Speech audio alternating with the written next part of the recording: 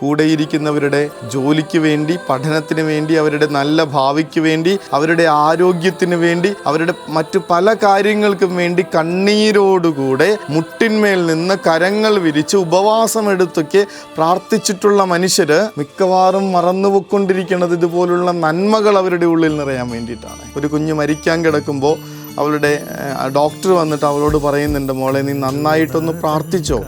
2 ദിവസത്തിനപ്പുറത്തേക്ക് തൻ്റെ ജീവിതം പോകില്ലെന്ന് ഈ ഡോക്ടറിൻ്റെയൊക്കെ സംസാരത്തിൽ നിന്ന് മനസ്സിലാക്കുന്ന ഈ ഒരു 6ാം ക്ലാസ്സുകാരി തൻ്റെ പിന്നിൽ വന്ന് നിൽക്കുന്ന അമ്മയോട് നിസ്സഹായതയോടുകൂടെ ചോദിക്കുന്നുണ്ട്, അമ്മ നിങ്ങൾ എന്നെ ഒരുപാട് കാര്യങ്ങൾ പഠിപ്പിച്ചിട്ടുണ്ടല്ലോ.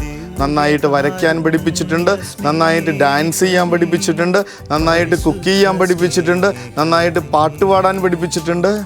പക്ഷെ എന്തുകൊണ്ടാണ് നിങ്ങൾ എന്നെ നന്നായിട്ടൊന്ന് പ്രാർത്ഥിക്കാൻ പഠിപ്പിക്കാതിരുന്നേ? എന്തുകൊണ്ടാണ് നിങ്ങൾ എന്നെ നന്നായിട്ടൊന്ന് പ്രാർത്ഥിക്കാൻ പഠിപ്പിക്കാതിരുന്നേ? ഇതുപോലെ കർത്താവ് ആഗ്രഹിക്കുന്ന മൂല്യങ്ങളിലും നന്മകളിലും സുഹൃതങ്ങളിലും തിടം വെച്ച് വളരുന്ന ജീവിതങ്ങളായി ഈ ലോകത്തെ അത്ഭുതപ്പെടുത്തുകയും പ്രകാശിപ്പിക്കുകയും ചെയ്യുന്ന മനുഷ്യരായി ഇങ്ങനെ അവർ ഈ ലോകത്തിൽ ജീവിക്കാൻ ഈ കുടുംബത്തിൻ്റെ ഒരുമിച്ചിരുന്നുള്ള പ്രാർത്ഥനകൾ സഹായകമാകട്ടെ.